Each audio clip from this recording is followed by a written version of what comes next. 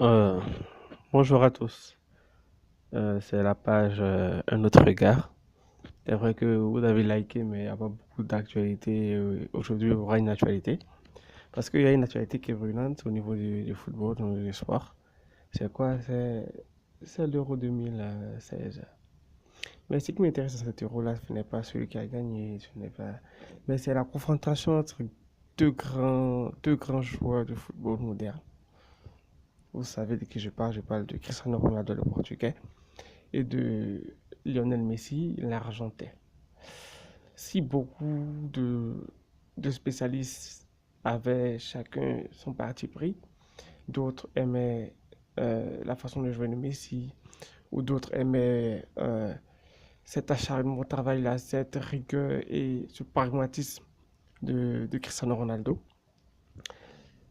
Euh, la finale de l'Euro 2016, ce dimanche dernier, a fini pour moi en tout cas, et a mis terme à ce débat-là entre c'était un débat de comparaison entre Cristiano Ronaldo et Lionel Messi.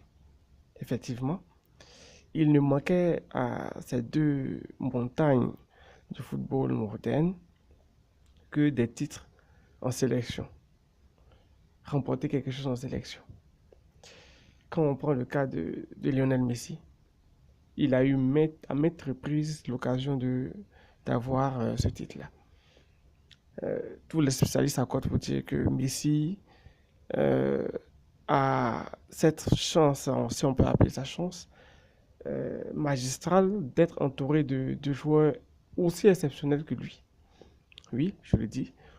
Quand on a dans son équipe un certain Di Maria, quand on a dans son équipe un certain Gonzalo Higuaín, quand on a dans son équipe des Sergio Aguero, des Carlos Tevez, des défenseurs comme des Godin, un très bon gardien comme Sergio Romero, pour ne citer que cela, on ne peut pas se plaindre parce que notre équipe est fournie et ce sont des équipes qui sont taillées pour remporter des Coupes du Monde et des Coupes Américaines. Bref, Messi, il avait tout sur un plateau d'or pour remporter quelque chose avec sa sélection. Donc, l'histoire, vous la connaissez. Il a joué 3 finales en 3 ans. En 2014, il s'est retrouvé en finale de Coupe du Monde. Il perd face à l'Allemagne.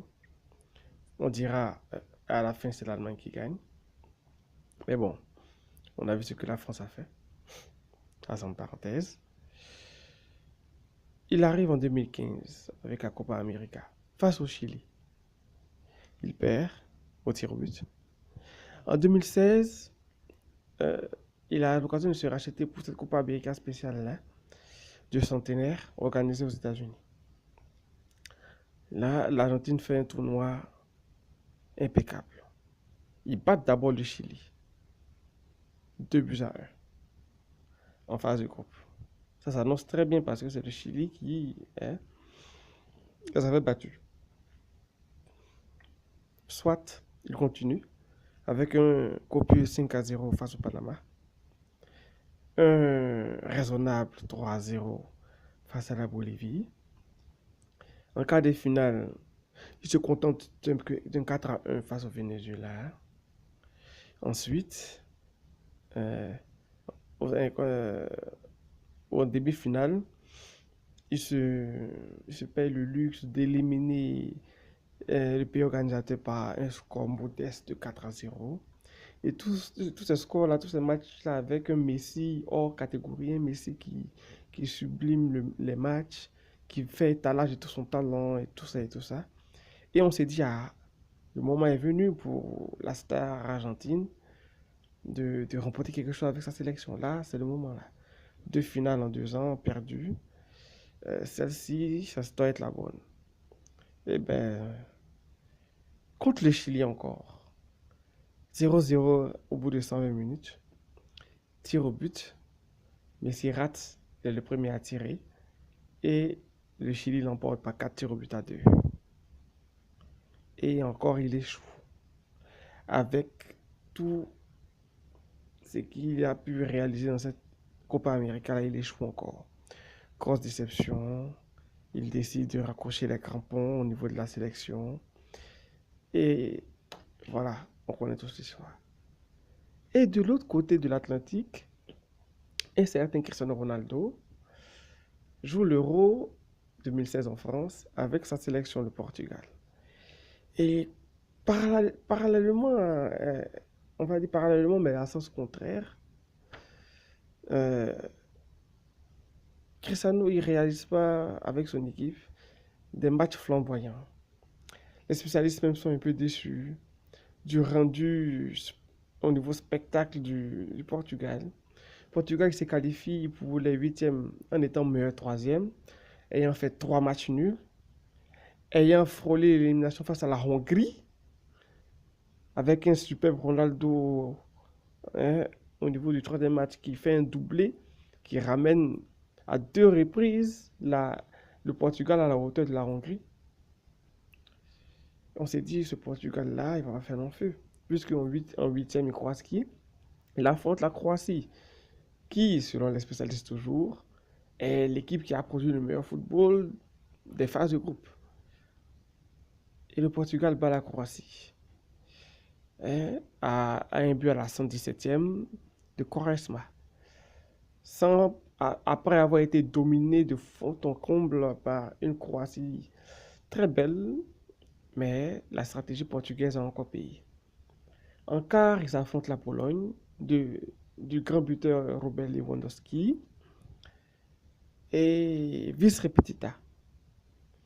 Ils s'arrangent pour égaliser le but que va aller flanquer la Pologne après 2 minutes de jeu.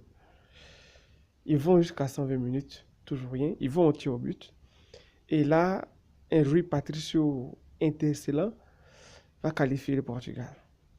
En demi, le pays des Galles se fait surprendre tranquillement par la rencontre un superbe Ronaldo qui met un but d'anthologie selon moi parce que une tête pareille, ça doit rester dans les annales.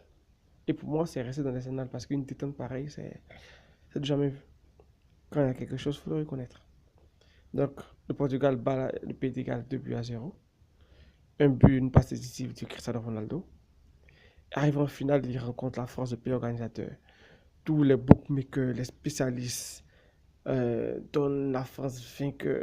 Elle n'a jamais perdu un tournoi qu'elle a organisé, que ce soit en 98 ou en 84. D'accord.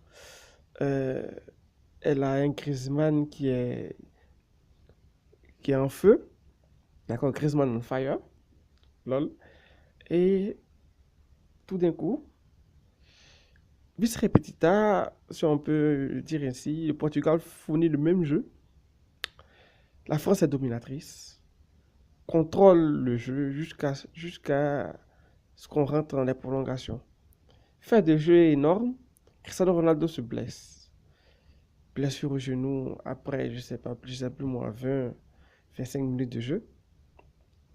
Il sort en larmes après avoir tenté de rester sur le terrain. Et c'est sur le banc que Cristiano Ronaldo va voir ses coéquipiers se battre pour lui avec un but sorti de nulle part dans les prolongations de Eder, joueur de Lille. Je dis ça, je dis rien.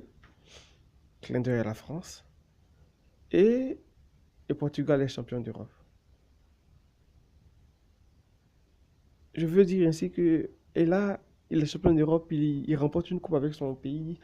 Il rentre dans la légende.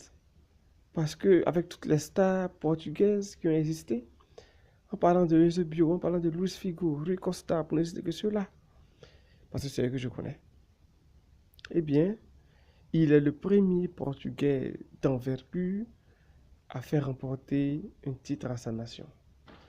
Et Cristiano rentre dans le panthéon. Il rentre dans le panthéon, il devient une légende portugaise. Il a gravé en lettres d'or son nom en tant que grand star de football. C'est cuit pour notre ami Messi. Voilà. La seule chose qui pourrait faire passer Messi au-dessus de Ronaldo, c'est qu'il gagne la Coupe du Monde 2018 en Russie. Et c'est pas demain la veille. Ça, c'était un autre regard sur la victoire du Portugal. À bientôt.